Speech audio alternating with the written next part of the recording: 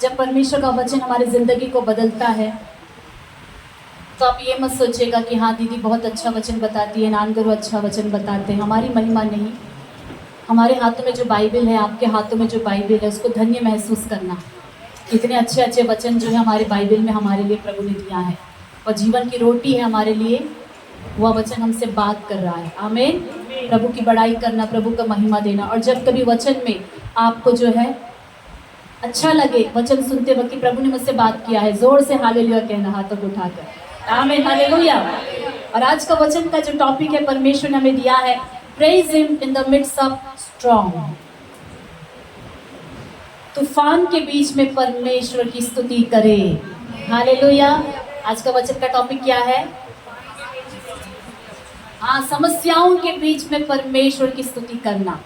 Hallelujah. तो आज का वचन को बताने से पहले मैं एक छोटी सी कहानी से शुरू करना चाहती हूँ। रियल लाइफ स्टोरी है। एक बार ऐसा होता है कि चाइना में एक मिशनरी, एक सिस्टर जो है बहुत बीमार पड़ जाती है वहाँ सेवा में जाने के बाद। तो उनको ऐसा एक बीमारी आता है कि डेडलीस्ट डिसीज कहते हैं, जिसमें मृत्यु तय है। तो उनको लेकर ऐसी बीमारी है कि दूसरों को भी हो सकता है, वो जानलेवा बीमारी थी। तो उनको ले जाकर जैसा क्वारंटीन करते हैं, अलग से उनको एक कमरे में रख दिया गया। और उस कमरे में थी और लोग इंतज़ार कर रहे थे कि कुछ दिनों के बाद उनकी मौत हो जाएगी। तो वो प्रभु की एक दासी थी, सेवा करने वाली। तो वो बिस्तर में पड़े पड़े परमेश्वर के सामने अपनी चंगाई के लिए बहुत सारी प्रार्थनाओं को उन्होंने किया, बहुत प्रार्थनाओं को किया परमेश्वर के सामने।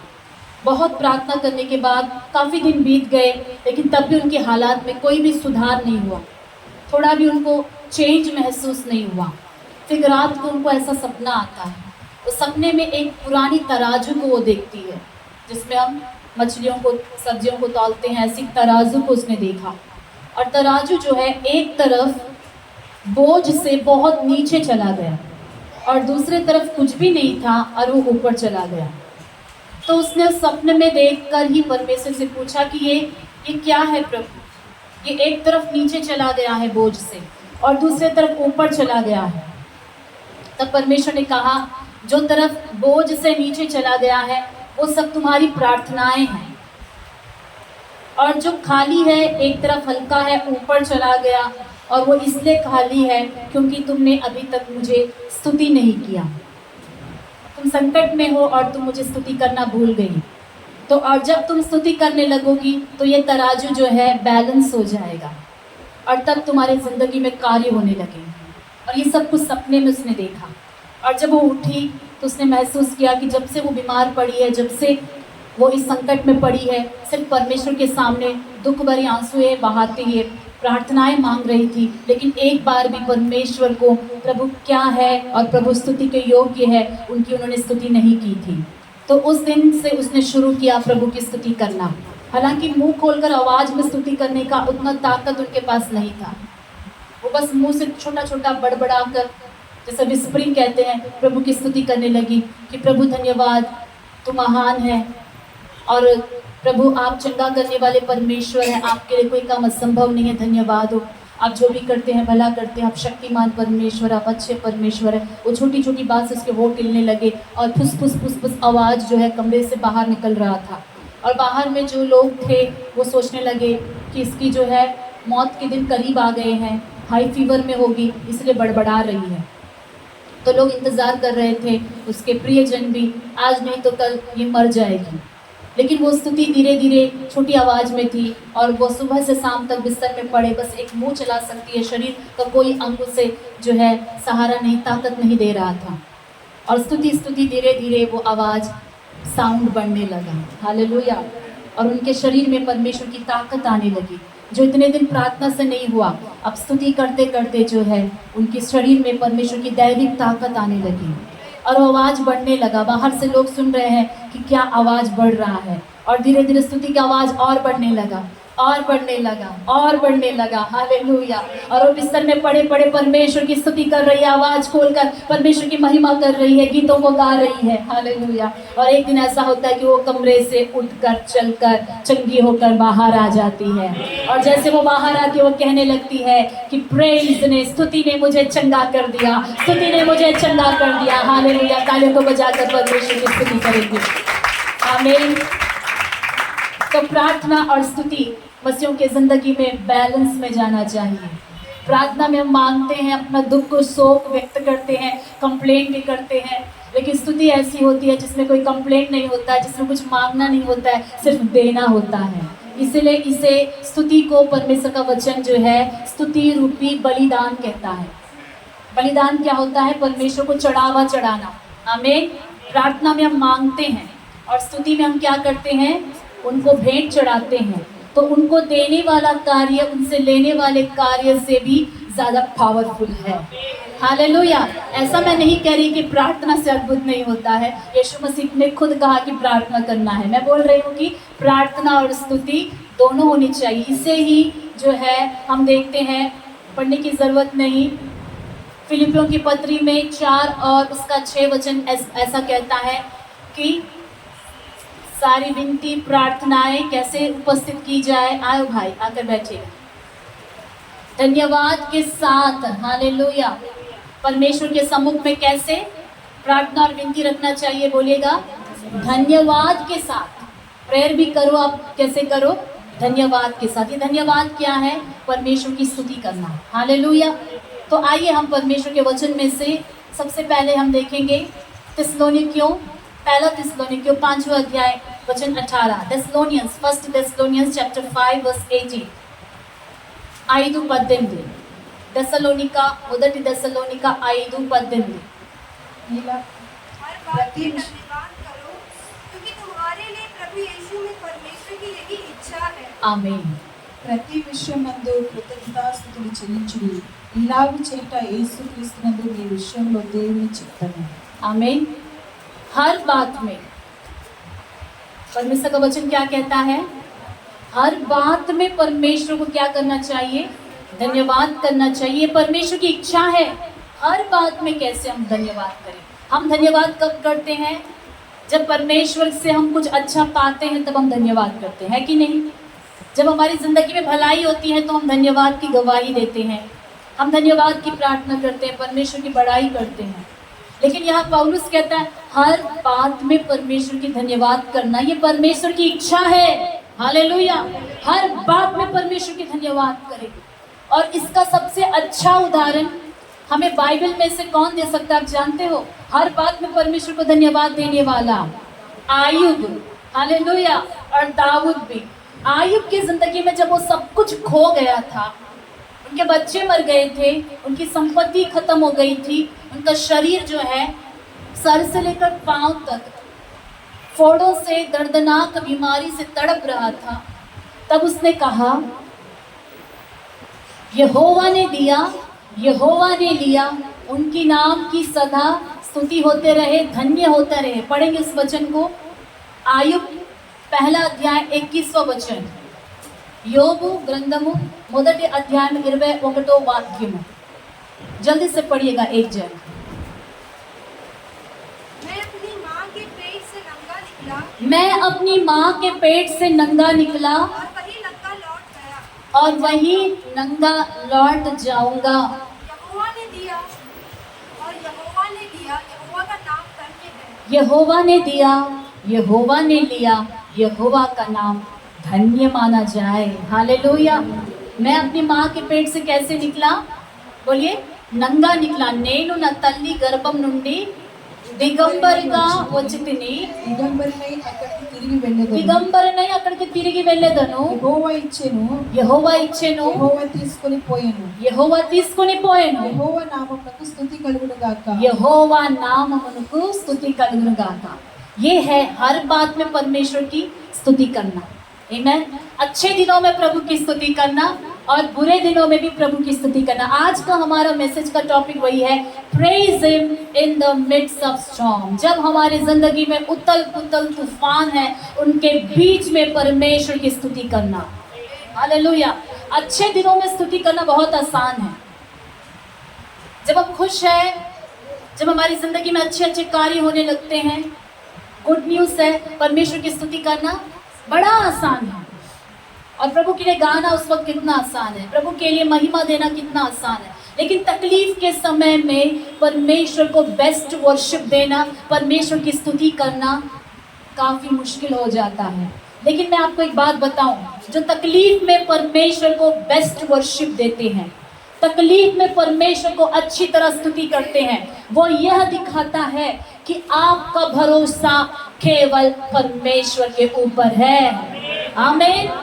కష్టంలో దేవుని ఆరాధన చేస్తే, కన్నీరులో ఉన్నప్పుడు, దుఃఖంలో ఉన్నప్పుడు ప్రభుని మహిమపరుస్తుంటే, ఆయనకు స్తుతి బలులు అప్పగిస్తుంటే అది ఏం చూపిస్తుందంట? మీ యొక్క విశ్వాసము దేవుని పైన ఉన్నది। హల్లెలూయా। పరిస్థితుల పైన మీ యొక్క నమ్మకము లేదు, मनुष्य पैन नम्मकम लेदु, దేవుని పైన ఉన్నది। परिस्थितियों के ऊपर आपका विश्वास नहीं है, मनुष्यों के ऊपर आपका भरोसा नहीं है, आपका भरोसा तो परमेश्वर के ऊपर है। हालेलुया। दाऊद अपने भजन में एक बार ऐसा कहता है, भजन 34 कीर्तन 34 ఒకసారి రండి। भजन 34 कीर्तन 34। मैं हर समय यहोवा को धन्य कहा करूँगा। दाऊद क्या कहता है? मैं हर समय यहोवा को धन्य कहा करूँगा, उसकी स्तुति निरंतर मेरे मुख से होती रहेगी। आमीन। उनकी स्तुति निरंतर होती रहेगी। आपको पता है ये भजन में दाऊद ने जब ये बातों को अपने मुंह से कहा, किस परिस्थिति में कहा? जब वो शाऊल उसे भगा रहा था और उसको छिपने के लिए कहीं पर भी जगह नहीं मिला, तो दाऊद अबीमेलेक राजा के पास चला गया। और जब वहाँ पर गया, उसको पता है कि जब अबीमेलेक को पता चलेगा कि दाऊद आया है यहाँ पर, तो उसको बंदी बना लेगा, उसको मार डालेगा। तो दाऊद वहाँ पर नाटक करने लगा कि वो पागल है, और वो पागल बनकर मुंह से लार टपकाते हुए दीवारों में पागल की तरह लकीर खींचता हुआ ही कुछ तो कुछ वो कर रहा था। और जब अबीमेलेक के लोगों ने ध्यान से देखा तो ये तो कोई पागल है, ये वो दाऊद नहीं हो सकता जिसने गोलियात को मारा है, ये वो नहीं हो सकता। तो उन्होंने मान लिया कि ये कोई पागल आदमी है और उसको छोड़कर चले गए। तो बाल बाल दाऊद का जान बच गया वो नाटक करके। हालेलुया। जान कैसे बच गया? पागल का नाटक करके बाल बाल जान बच गया। वो जान बच जाने के बाद दाऊद परमेश्वर के लिए भजन कहता है, लिखता है, मैं हर समय यहोवा को धन्य करूँगा। एक पराये देश में है वो, डरावने माहौल में, और वो कहता है कि मैं इस वक्त पे परमेश्वर का धन्यवाद करूँगा, धन्य करूँगा, उसकी स्तुति निरंतर मेरे मुख से होती रहेगी। मैं यहोवा पर घमंड करूँगा, नम्र लोग यह सुनकर आनंदित होंगे। मेरे साथ यहोवा की बड़ाई करो और आओ हम मिलकर उसके नाम की स्तुति करें। मैं यहोवा के पास गया, तब उसने मेरी सुन ली और मुझे पूरी रीति से निर्भय किया। जिन्होंने उसकी ओर दृष्टि की, उन्होंने ज्योति पाई और उनका मुख कभी काला ना होने पाया। इस दीन जन ने पुकारा, तब यहोवा ने सुन लिया और उसको उसके सब कष्टों से छुड़ा लिया। यहोवा के डरवैयों के चारों ओर उसका दूत छावनी किए हुए उनको बचाता है। परख कर देखो कि यहोवा कैसा भला है, क्या ही धन्य है वह पुरुष जो उसकी शरण लेता है। आमीन। 9 और 10। हे यहोवा के पवित्र लोगों, उसका भय मानो, क्योंकि उसके डरवैयों को किसी बात की घटी नहीं होती। जवान सिंहों को तो घटी होती और वे भूखे भी रह जाते हैं, परंतु यहोवा के खोजियों को किसी भली वस्तु की घटी ना होगी। आमीन। और 19 वचन में देखेंगे, धर्मी पर बहुत सी विपत्तियां पड़ती तो है, परंतु यहोवा उसको उन सब से मुक्त करता है। आमीन। हालेलुया। तो ये दाऊद का अनुभव रहा कि धर्मी की जिंदगी में बहुत सारी विपत्तियां पड़ती तो है, लेकिन परमेश्वर उन सब से उनको बचा लेता है। और दाऊद एक ही भजन में दिखाता है कि वो स्तुति भी कर रहा है, वो प्रार्थना भी कर रहा है, परमेश्वर का भय भी मान रहा है। ये है बैलेंस लाइफ। प्रार्थना भी कर रहे हैं, स्तुति भी कर रहे हैं और परमेश्वर का भय मान रहे हैं। ऐसे लोगों को क्या परमेश्वर यूं ही हाथ छोड़ देगा? वचन ध्यान से सुनिएगा। जो प्रार्थना भी कर रहे हैं, परमेश्वर की स्तुति कर रहे हैं, परमेश्वर का भय मान रहे हैं, क्या परमेश्वर ऐसे लोगों के हाथों को छोड़ देगा? यूं ही परेशानी में छोड़ देगा? परमेश्वर नहीं छोड़ेगा। దావీదు ప్రార్థన కూడా చేస్తున్నాడు, దేవునికి మొరపెడుతున్నాడు, దేవుడు అంటే చాలా భయం ఉన్నది, దేవుడు స్తుతిస్తున్నాడు కూడా. అలాంటి బిడ్డలను, అలాంటి భక్తులను దేవుడు ఎప్పుడు విడిచిపెట్టాడండి.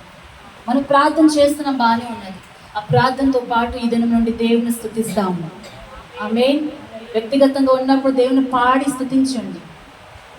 సంఘంలో ఉన్నప్పుడు దేవుని పాడి స్తుతించండి. మీ వ్యక్తిగత జీవితంలో ఎక్కడైనా ఉంటే దేవుని స్తుతించండి. ఏదైనా కీడు జరిగిందా, ప్రభువా మీకే స్తోత్రం అని చెప్పండి నోరుతో. ఇమ్మీడియట్లీగా ఏమి రావాలి నోట్లో నుంచి? ప్రభువా మీకే స్తోత్రం, నన్ను ఎరిగిన దేవుడు నాకు మేలే చేస్తాను, నమ్ముతున్నాను ప్రభువును, గొప్ప దేవుడు అని స్తుతించండి. హల్లెలూయా. మీకు బాధ కలిగినప్పుడు దేవుని స్తుతించండి. ఎంతో కష్టంలో ఉన్నప్పుడు దావీదు దేవుని స్తుతించాడు. అందుకే తన జీవితంలో దేవుడు ఎన్నడూ కూడా అతను ఒక చేయిని విడిచిపెట్టలేదు. हालेलुया। बाइबल में हम पूरे प्रभु की स्तुति करने के द्वारा अद्भुत पाए हुए लोगों को हम देखते हैं। एक तो स्तुति के द्वारा अद्भुत हुई, हमने देखा कि आयुब के जिंदगी में आयुब ने स्तुति किया और परमेश्वर ने सच में उसका दुख को क्या कर दिया, मिठा दिया और उसे दुगना आशीष मिला। उसने स्तुति भी किया और उसने प्रार्थना भी किया। फिर हम देखते हैं स्तुति के बारे में, कहाँ पर?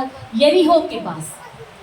जब यहोशू से परमेश्वर कहता है कि मैं तुम्हें यरीहो को दे दूंगा, शत्रुओं को तुम्हारे हाथों में मैं सौंप दूंगा, तो परमेश्वर ने कहा कि तुम तैयार हो जाओ, यरीहो का जो दीवार है तुम्हें यरीहो में चढ़कर जीतने से रोक रहा है, वो दीवार मैं ऐसा तोड़ूंगा, ऐसा गिराऊंगा कि आज तक इतिहास में इससे पहले नहीं हुआ था। हालेलुया। वो दीवार तोड़ना मनुष्य के बस की बात नहीं थी, लेकिन परमेश्वर ने उनको एक हथियार दिया। वो क्या थी? स्तुति का हथियार, आराधना का हथियार दिया था। और प्रभु ने बोला कि आज से लेकर 7 दिन तक यरीहो की दीवार के चारों तरफ चक्कर लगाना और 7वें दिन 7 बार चक्कर लगाना और परमेश्वर की जय जयकार करना, स्तुति करना। हालेलुया। और उन्होंने ठीक वैसा ही किया। उस दीवार को देखकर वो बैठकर प्रार्थना नहीं कर रहे थे उस जगह पर, उस दीवार के सामने वो रो नहीं रहे थे कि हे दीवार तू हट जा। उस दीवार के चारों तरफ वो आराधना करके घूम रहे थे।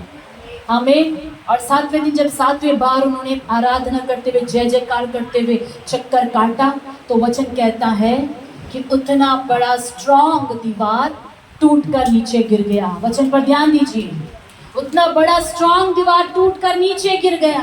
అంత గొప్ప బలమైన గోడలు కూలిపోయాయి. ఎలాగా? దేవుని యొక్క స్తుతిలో అంత శక్తి ఉన్నది. అది వాళ్ళకేనా అద్భుతం? మనకి జరగదా? మన జీవితంలో కూడా జరుగుతుంది. మీ కష్టంలో దేవుని స్తుతించండి. కష్టంలో ఉన్నప్పుడు ప్రభుని స్తుతించండి. మీ జీవితంలో నుండి దేవునికి స్తుతి రానివ్వండి. ఆ స్తుతి నిజముగానే అద్భుతాలు చేస్తుంది. हालेलुया। एक और जगह पर हम देखते हैं यहोशाफात राजा के समय में, जब शत्रुओं ने जो है घेर लिया था इजराइलियों, तब भी जो है परमेश्वर का जो है उस भक्त ने क्या किया? युद्ध में युद्ध वीरों को भेजा जाता है, हथियारों को देकर, गन देकर भेजा जाता है फाइट करने के लिए, बॉम्ब्स देकर भेजा जाता है, तलवार देकर भेजा जाता है। लेकिन इस राजा ने अपने आराधना करने वालों को फ्रंट लाइन में रखा और बोला कि परमेश्वर की स्तुति करना। याजक और आराधना करने वाले उस युद्ध भूमि में फ्रंट लाइन में थे और वो परमेश्वर की गाकर स्तुति कर रहे थे। और आपको पता है ऐसा इतिहास में पहले कभी नहीं हुआ था कि स्तुति और आराधना के द्वारा किसी ने युद्ध को जीता हो। ये भी पहली बार हुआ था। हालेलुया। उन्होंने स्तुति किया, उन्होंने प्रभु की जय जयकार किया और परमेश्वर का वचन कहता है कि प्रभु ने वहाँ पर ऐसी आत्मा को भेजा कि शत्रु आपस में कंफ्यूज होकर एक दूसरे को मारकर वो मर गए। हालेलुया। कंफ्यूजन स्पिरिट वहाँ पर आ गया। जब हमारे विरोधी बहुत अधिक हो जाते हैं, आपको लगता है कि आपसे जलने वाले लोग अधिक हो गए हैं, बहुत विरोधी है, कैसे ये सारे तकलीफों को पार किया जाए। प्रॉब्लम सब बढ़ गया है। उस समस्या के बीच में, उस तूफान के बीच में आपको क्या करना है? परमेश्वर के नाम की स्तुति करना है। वैसा बड़ा नाम है कि उनके नाम की जो स्तुति करता है वहां पर परमेश्वर अपने सामर्थ्य से प्रकट हो जाता है, कि शत्रु के कार्य नाश हो जाते हैं। हालेलुया। भजन संहिता उसका जो है 22वां अध्याय उसका 3रा वचन ऐसा कहता है कि वह इज़राइल के स्तुतियों के बीच में निवास करता है, स्तुति के सिंहासन पर विराजमान होता है। लिखा है इज़राइल का स्तुతుల సింహాసనం మీద ఆయన ఇశ్రాయేలు చేయి స్తుతుల మీద ఆసీనుడవై ఉన్నావు। ఇజ్రాయేల్ చేసే స్తుతుల పైన ఆసీనుడుగా ఉన్నాడు। देखिए, हम किसी राजा को यदि लाकर बैठाना चाहते हैं तो हम उनके लिए एक लोहे का या एक गद्दे का या फिर एक लकड़ी का सिंहासन लाकर रखेंगे ताकि वो बैठे। अगर वो चेयर कंफर्टेबल है तो राजा बहुत देर तक बैठेंगे। आमीन। अगर चेयर कंफर्टेबल है तो बहुत देर तक बैठेंगे। फिर भी जितना समय के लिए आए थे उतना समय के लिए आपके चीफ गेस्ट और आपके घर के जो भी बड़े लोग हैं आकर बैठकर वो चले जाएंगे। लेकिन यहाँ पर वचन कहता है अगर हमारे परमेश्वर को हमारे मध्य बैठाना है, आपके घर में परमेश्वर को बैठा कर ही रखना है, तो एक ही तरीका है, उनके लिए चेयर बनाना है, सिंहासन बनाना है। और कैसे आप बनाओगे? सोफा सेट डालोगे, स्तुतियाँ करोगे, हालेलुया, प्रभु की स्तुति करोगे। वचन कहता है कि परमेश्वर की जब हम स्तुति करते हैं तो एक सिंहासन बन जाता है और परमेश्वर सिंहासन पर विराजमान हो जाता है। आमीन। आपके घर में क्या स्तुति है? మీ ఇంట్లో దేవుని యొక్క స్తుతి ఉన్నదా? దేవుని యొక్క స్తుతి ఉంటే దేవుడు అక్కడికి వచ్చి కూర్చోవాలనుకుంటాడు। ఇక్కడ ఎంత బాగుంది, హాయిగా ఉన్నది, నన్ను పాడి ఆరాధన చేస్తున్నారు, ఇక్కడే నేను ఉండాలి, ఈ ఇల్లు విడిచిపెట్టి నేను వెళ్ళకూడదు। మీ హృదయంలో మీ జీవితంలో స్తుతి ఉంటే ఈ హృదయము ఈ యొక్క ఆలయం ఎంత బాగుంది, ఇక్కడే నేను ఉండాలి, ఇక్కడే నేను నివాసం చేయాలని ప్రభు అనుకుంటాడు। హల్లెలూయా। యేసు అలాగా మీ ఇంటిలో నివాసం చేస్తే యేసు ఉన్న ఇంటిలో సమస్యలు ఉండడానికి అవకాశం లేదు। మెల్లమెల్లగా అన్ని సమస్యలు పారిపోతాయి। अगर ये आपने अपने घर को स्तुति का सिंहासन बनाकर परमेश्वर को विराजमान होने के योग्य बनाया है तो आपके घर से हर अंधकार की ताकत भाग जाएगी, हर समस्या भाग जाएगी। आमीन, हालेलुया। ये परमेश्वर का जीवित वचन है, इसको विश्वास करिएगा। परमेश्वर स्तुति के सिंहासन पर विराजमान होता है। आमीन, हालेलुया। तो स्तुति करने से भूकंप आ गया यरीहो में। आमीन। स्तुति करने से क्या आ गया बोलिएगा? भूकंप आ गया और दीवारें टूट गई। तो जब आप स्तुति करोगे तो दीवारें क्या हो जाएंगी? टूट जाएंगी। आशीष एक जगह बैठो। स्तुति जब करोगे तो दीवारें टूट जाएगी। आमीन, हालेलुया। तो वैसा ही एक भूकंप नए नियम में भी आता है। जब पौलुस और सिलास नामक 2 परमेश्वर के जन सुसमाचार प्रचार करने की वजह से बहुत सारे बेतों की मार को खाए। अगर दिसंबर महीने में हम अभी सुसमाचार के लिए निकलेंगे, थोड़े समय के बाद मैं बताऊंगी हम क्या क्या करने जा रहे हैं, तो हमें कोई बेत का पिटाई से अच्छा तरह बेत से लेकर मारे तो कैसा लगेगा? मैं दोबारा आपके साथ में केरल में नहीं आऊँगा। दीदी को नमस्कार। हालेलुया। क्या हम भाग जाएंगे कोई हमें मारने आया तो पौलुस और सिलास परमेश्वर की अच्छी तरह से सेवा करे और उनको पकड़कर बंदी गृह में डाला गया, बेत से अच्छी तरह मारा गया। मारने के बाद इतने दर्द में हम क्या करते? बैठ के रोते। हालेलुया। और थोड़े जन तो कुड़कुड़ाते भी कि मैं आना नहीं चाहता था, उसने मुझे बुलाया, अगर एलिशा ब्रदर मुझे फ़ोन नहीं करते तो मैं बिल्कुल नहीं आता, जीवा ब्रदर फ़ोन नहीं करते तो मैं नहीं आता, और कहाँ है भाई स्टीवन ब्रदर फ़ोन नहीं करते तो मैं उठ के प्रेयर में नहीं आता। तो ऐसा एक दूसरे पर कुड़कुड़ाते हैं, उसने बुलाया इसलिए मैं आ गया, नहीं तो मैं नहीं आता, आज मुझे ये मार नहीं खाना पड़ता। लेकिन पौलुस और सिलास किसी के ऊपर कंप्लेंट नहीं करेंगे, प्रभु तूने ऐसी सेवा में बुलाया, बेत खाने के लिए हमें इतना बड़ा दर्शन देकर तू इस तरफ लेकर आया, कुछ कंप्लेंट नहीं करे। उस तूफान के बीच में, उस दर्द के बीच में इन दोनों ने मिलकर रात को, आधी रात को बैठकर, जो सांकलों से बांधे गए हैं, चेन से पाँव और हाथ को जंजीरों से बांधा गया है, ये दोनों भक्त लोग जंजीरों को ठोकते हुए प्रभु की स्तुति करें। प्रभु का धन्यवाद करूंगा, उसकी संगति में सदा रहूंगा। सभी तालियों के साथ प्रभु का धन्यवाद करूंगा, उसकी संगति में सदा रहूंगा। साथ चलूंगा मैं, जय जरूर पाऊंगा। साथ चलूंगा मैं, जय जरूर पाऊंगा। प्रभु का धन्यवाद करूंगा। हालेलुया। ऐसा वो कोई गीत गा रहे थे, और जब वो गीत गा रहे थे, सारे कैदी सुन रहे थे। इतने दिनों से जेल खाने में कैदी बंद थे, कभी भी उन्होंने म्यूजिक नहीं सुना, गीत नहीं सुना। सिर्फ रोना धोना, कंप्लेन ही वहाँ पर होता था। एक जो है अकेलापन और डरावना माहौल काल कोठरी में, अंधेरे काल कोठरी में होता था। लेकिन जब इन दो भक्तों ने, जो इनको आदत थी कि प्रति रात परमेश्वर की स्तुति करने की, वो अपने आदत से परमेश्वर की स्तुति कर रहे हैं। और आज दर्द में भी हम स्तुति करेंगे, एक पेन में भी हम स्तुति करेंगे। जब दोनों मिलकर गीत गा रहे थे, स्तुति कर रहे थे, और वचन कहता है कि वहाँ पर भूकंप हुआ। हालेलुया। आप सोच रहे हैं स्तुति कितना पावरफुल है कि वो भूकंप को पैदा कर सकती है। और आपको मालूम है भूकंप कैसे आता है? साइंटिस्ट का मानना है कि भूकंप तभी होता है जब पृथ्वी के नीचे टेक्टोनिक प्लेट्स होते हैं, उसमें हलचल पैदा होती है। जब वो घर्षण होता है, अपने प्लेस को चेंज करता है, तभी ही पृथ्वी के ऊपर कंपन होती है। कोई और रीजन से भूकंप नहीं आता। या फिर कोई जो है ज़मीन के नीचे ज़्यादा खोखला कर दिया है तो लैंडस्लाइड होता है या थोड़ा हिलता है। लेकिन यहाँ पर ऐसा कुछ नहीं हुआ था। ये दो दर्द से तड़पने वाले लोगों की स्तुति थी, और ये दोनों जंजीर में जकड़े होकर आराधना कर रहे थे। आमीन, हालेलुया। जंजीरों में जकड़े हुए लोग आराधना कर रहे थे, बेत के मार खाए हुए लोग आराधना कर रहे थे। लेकिन इनकी आराधना ने ऐसा काम कर दिया जो पहले कभी नहीं हुआ था। हालेलुया। पहले कभी उस इलाके में, पहले कभी ऐसा नहीं हुआ था, पहले कभी जेल में ऐसा नहीं हुआ था। और वचन कहता है कि ये भूकंप पूरे सारे जगह में नहीं आया, सिर्फ वहीं पर आया। और बंदी गृह की जो नींव थी, फाउंडेशन था, वो हिल गया। आमीन। फाउंडेशन कुछ कमज़ोर नहीं था, बहुत स्ट्रॉन्ग फाउंडेशन को उखाड़ दिया। और जो दरवाजे थे जो बंदी गृह के, और उसमें जो बड़े बड़े ताले लगे थे, वचन कहता है सारे ताले खुल गए। आराधना क्या कर सकती है? शत्रु के राज्य में भूकंप मचा सकती है। आराधना क्या कर सकती है? बंद दरवाजों को खोल सकती है। आराधना क्या कर सकती है?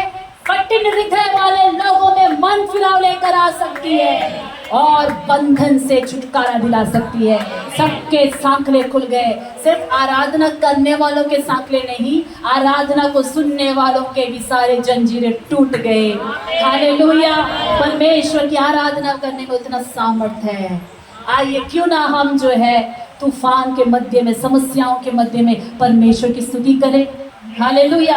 प्रभु को स्तुति क्यों नहीं करें? हम चर्च में आकर ये स्तुति नहीं, हर जगह पर परमेश्वर की स्तुति करना हम सीखेंगे।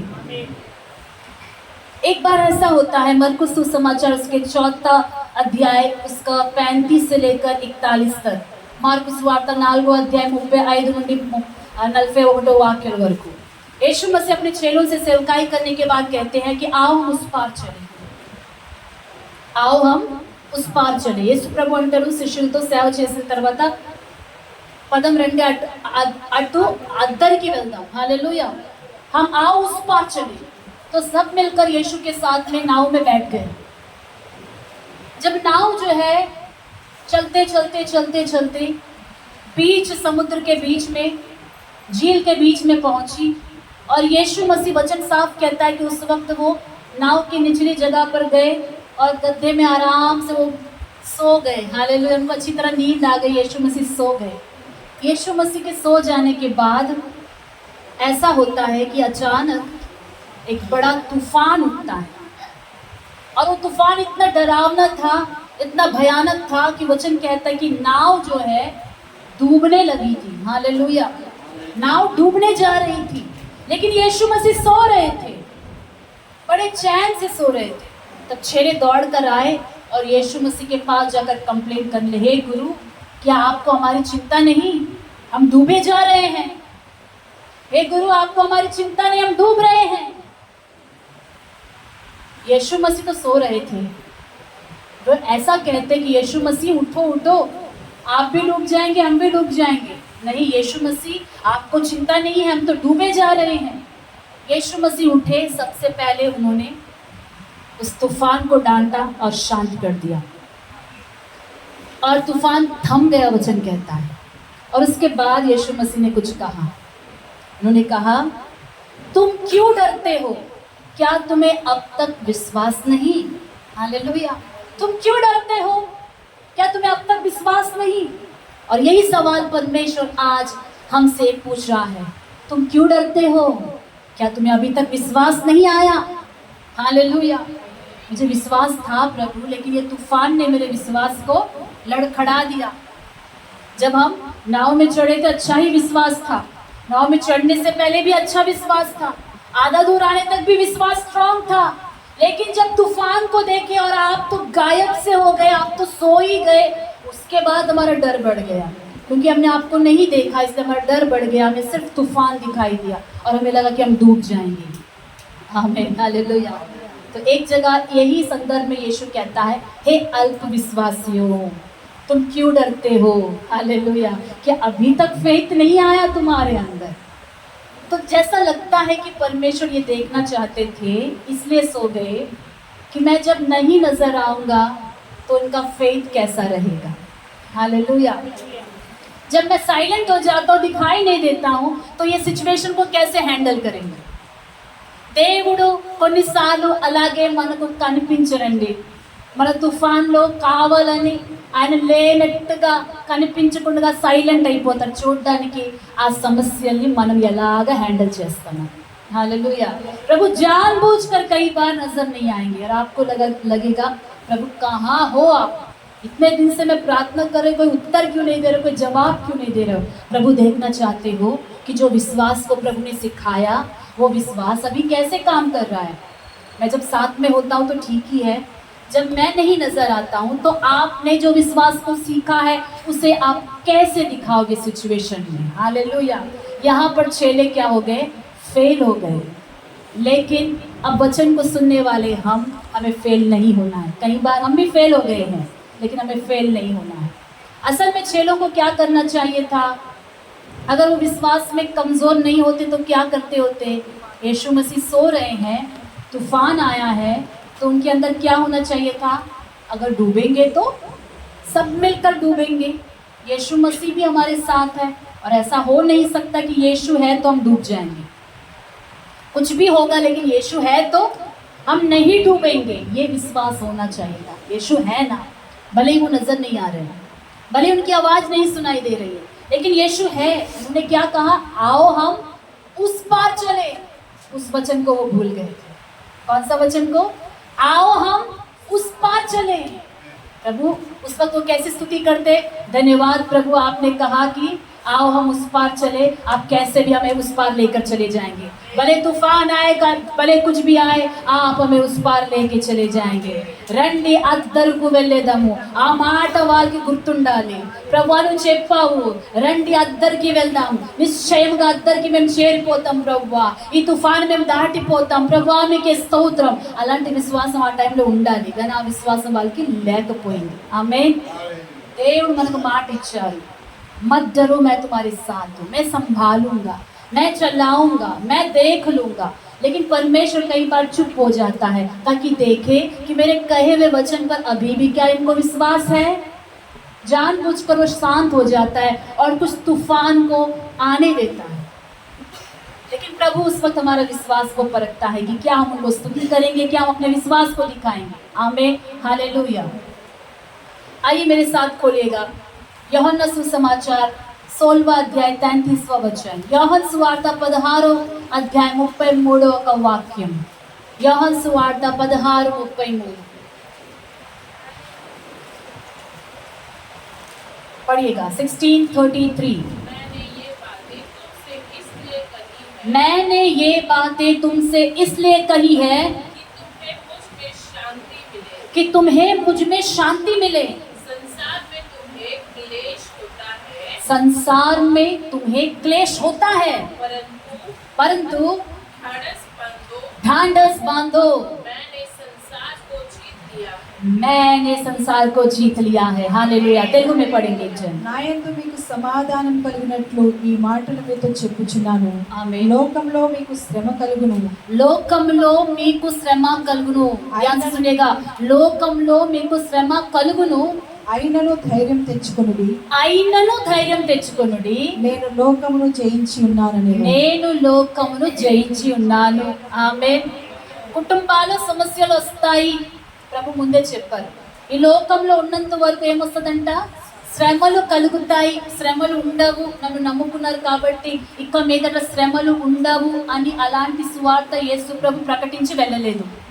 ఆయన క్లియర్గా నేర్పించారు, లోకంలో మీకు శ్రమలు ఉంటాయి, కలుగుతాయి, అయినా ధైర్యం తెచ్చుకోవాలి.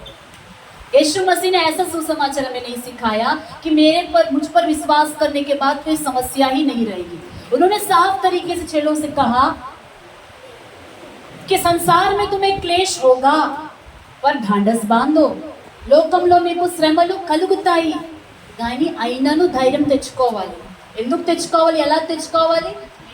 నేను అదే లోకాన్ని జయించి ఉన్నాను. आमीन, हालेलुया।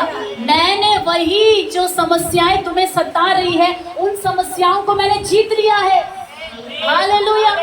और ऐसी कोई समस्या नहीं है जो प्रभु ने नहीं जीता हो। దేవుడు గెలవలేనిది ఏ సమస్య కూడా లేదండి. అంటారా అది ఆర్థిక సమస్య అంటారా, అప్పుల బాధలు అంటారా, దాన్ని కూడా దేవుడు జయించేశారు. ఆయన జయించుకున్నారు. पैसों का समस्या है, प्रभु ने उसको जय पाया। शरीर की अभिलाषा है, प्रभु ने उसको जय पाया। आंखों की अभिलाषा है, प्रभु ने उसको जय पाया। मृत्यु है, प्रभु ने उस पर जय पाया। बीमारी है, प्रभु ने उस पर जय पाया। अलगाव है, अकेलापन है, प्रभु ने उस पर जय पाया।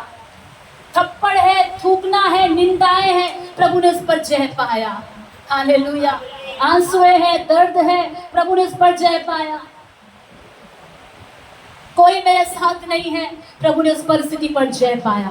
ऐसी कोई समस्या नहीं है पृथ्वी पर जिसका एक्सपीरियंस यीशु मसीह के पास नहीं हो। ऐसी कोई समस्या नहीं है दुनिया में जिसका अनुभव यीशु मसीह को ना रहा हो और उसको पार करके उन्हें जीता ना हो।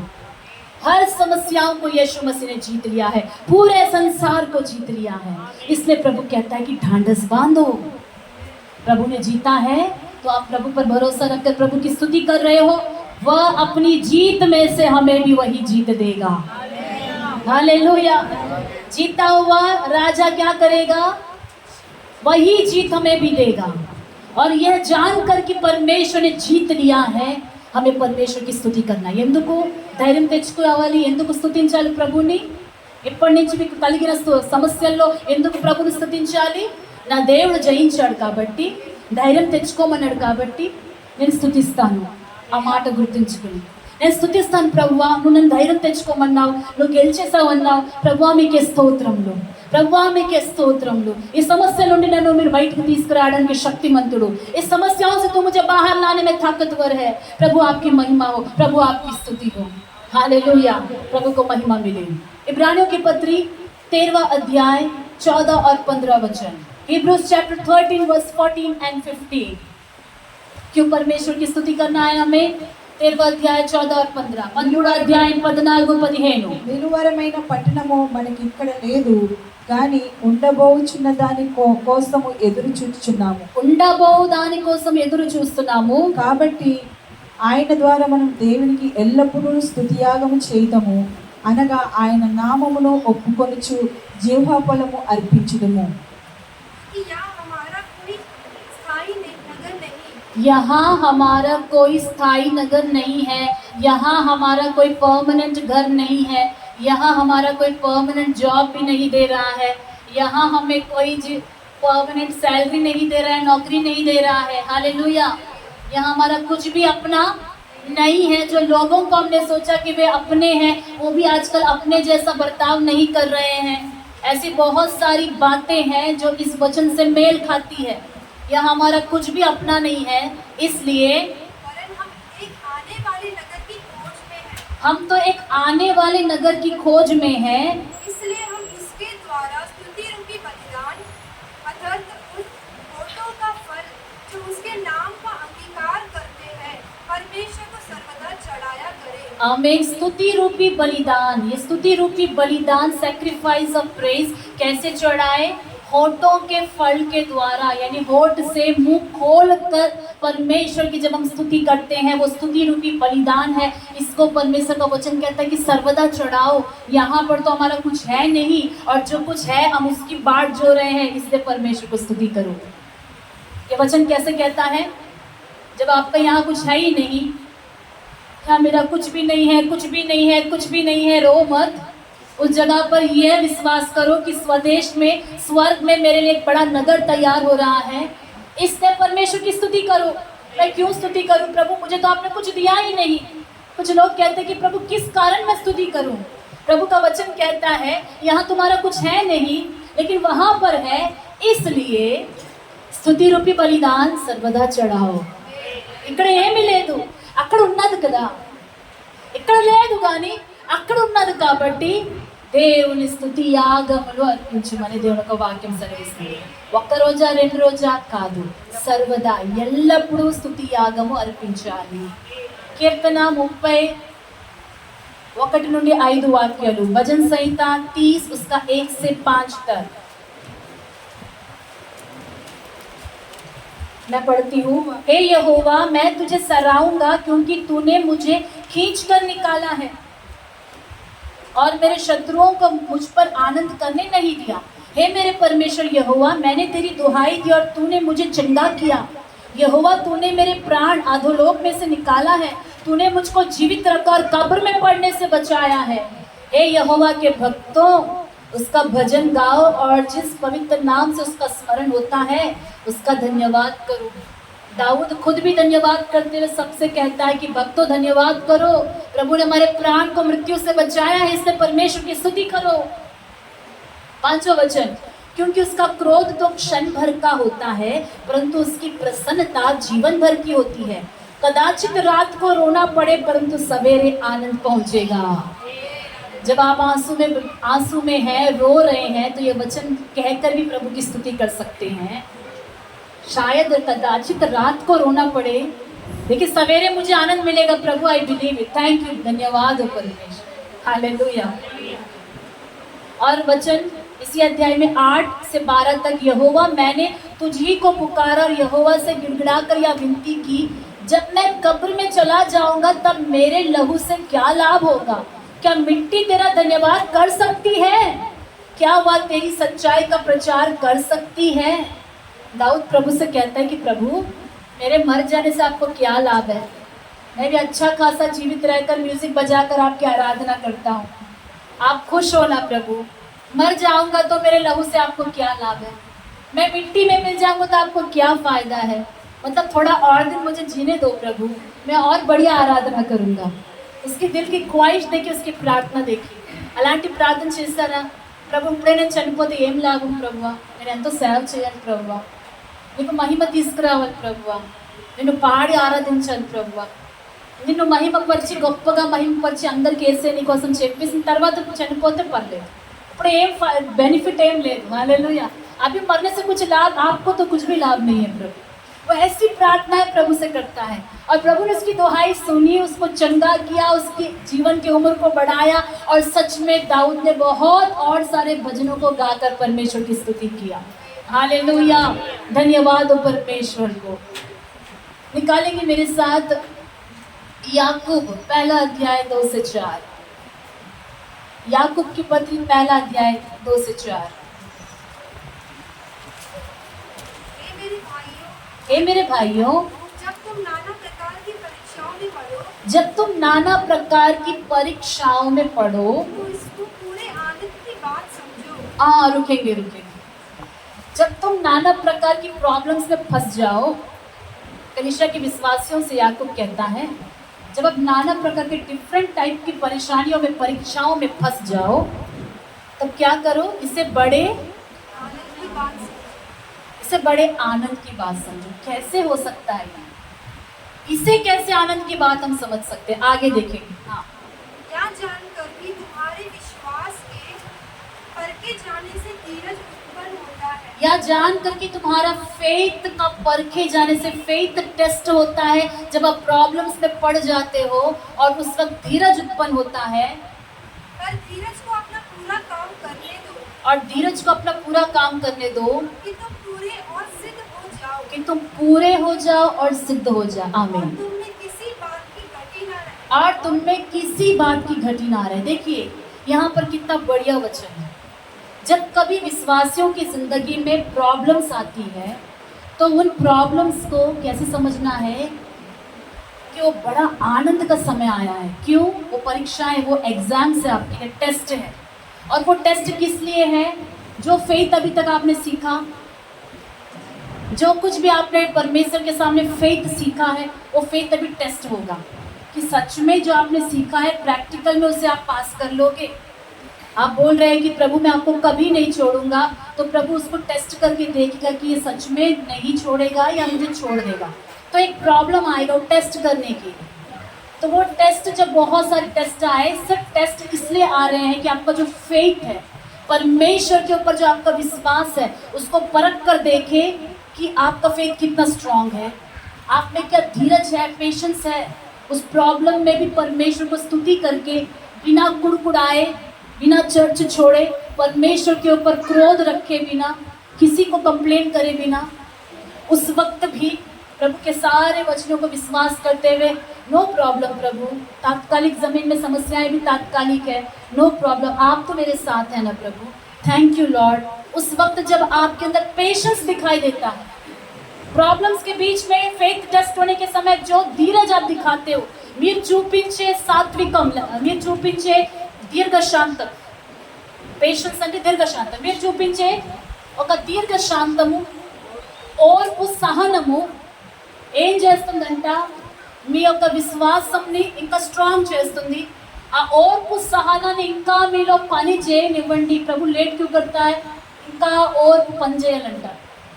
वो जो पेशेंस है, धीरज है, उसको काम करने दो। अभी से क्यों समस्या नहीं चाहिए बोल रहे हो? वो पेशेंस अभी काम कर रहा है आपके अंदर। क्या काम कर रहा है? आपको परफेक्ट बना रहा है, परमेश्वर के सामने खड़ा रखने योग्य बना रहा है वो पेशेंस। हालेलुया। आपको सिद्ध बना रहा है कि और स्पिरिचुअल लाइफ में आपके अंदर कोई घटी नहीं रहना।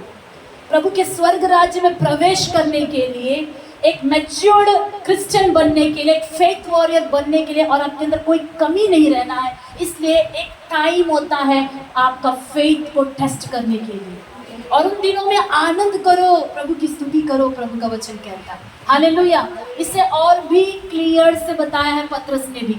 पहला पत्रस 1 पीटर चैप्टर 1 वर्स 3 to 7।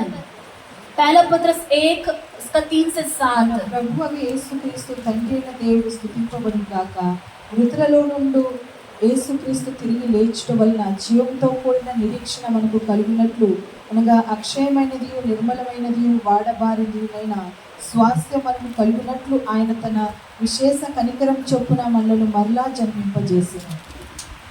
हमारे प्रभु यीशु मसीह के परमेश्वर और पिता का धन्यवाद हो, जिसने यीशु मसीह के मरे हुओं में से जी उठने के द्वारा अपनी बड़ी दया से हमें जीवित आशा के लिए नया जन्म दिया, अर्थात एक अविनाशी और निर्मल और अजर मीरास के लिए जो तुम्हारे लिए स्वर्ग में रखा। ओके, मैं पढ़ती हूँ आगे 5वां वचन। जिनकी रक्षा परमेश्वर की सामर्थ से विश्वास के द्वारा उस उद्धार के लिए जो आने वाले समय में प्रकट होने वाली है की जाती है।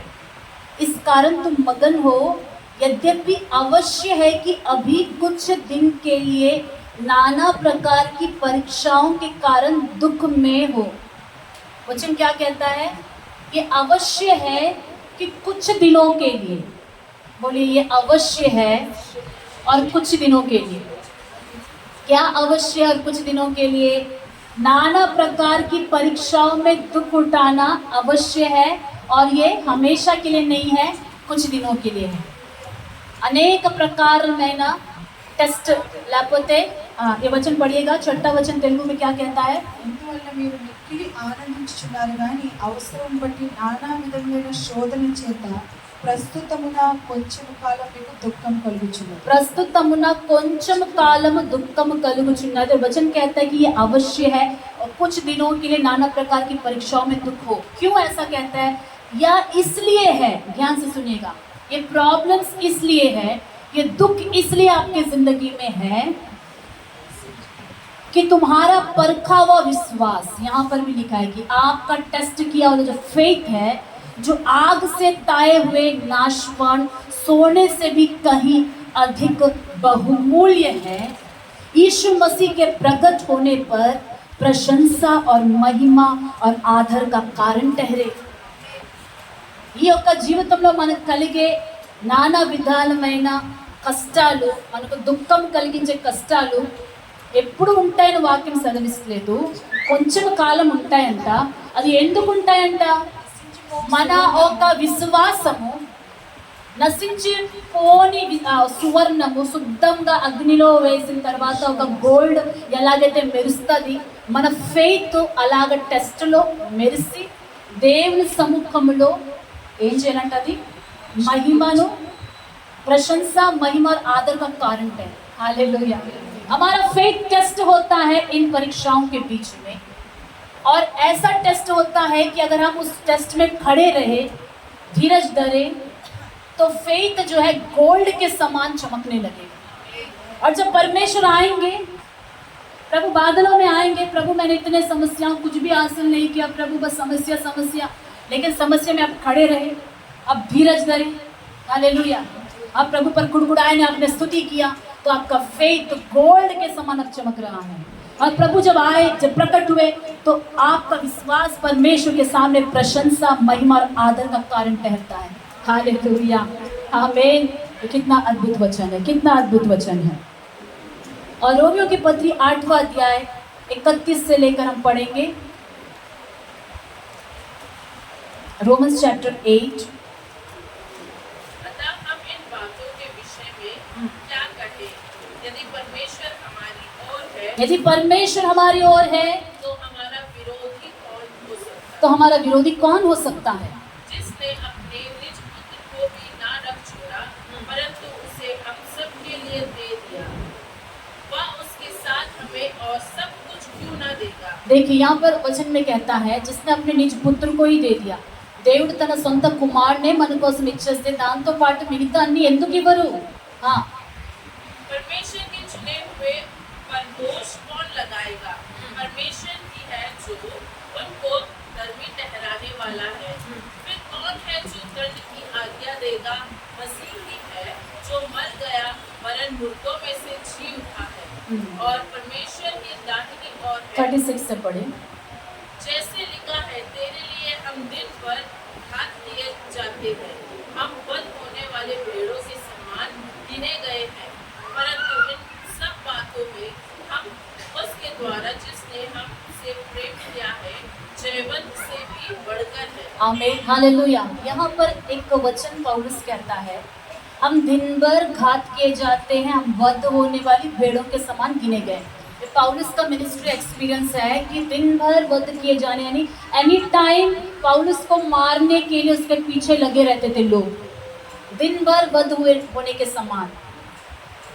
लेकिन वचन में वो कहता है कि परंतु इन सब बातों में हम उसके द्वारा जिसने हमसे प्रेम किया है जयवंत से भी बढ़कर है. बहुत सारी प्रॉब्लम्स थी पौलुस के लाइफ में, लेकिन ये सारी बातों में ये सब होते हुए भी हम जयवंत से बढ़कर हैं. जयवंत से बढ़कर किसे कहते हैं? ऑलरेडी किसी ने जीत हासिल कर लिया है, जीते हुए से भी हम आगे, हम तो उनसे भी आगे हैं. क्यों पौलुस अपने आप को जीते वालों से आगे कहता है, जबकि वो वध होने वालों के स्थान पर है?